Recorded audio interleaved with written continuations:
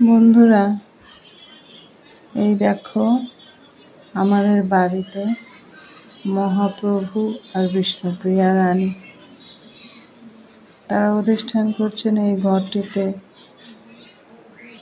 এটা তাদের ঘর। কেমন করে সাজিয়েছি একটু দেখো। এই যে এত ফুল দেখছো, সব আমার গাছের ফুল। প্রতিটা ফুল আমার গাছ থেকে তুলে নিয়ে এলাম।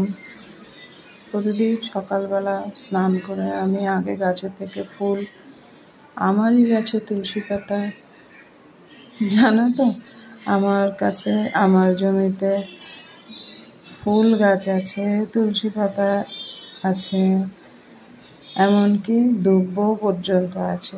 আমার ছাদে দুব্বরও আমি আলাদা ব্যবস্থা করেছি।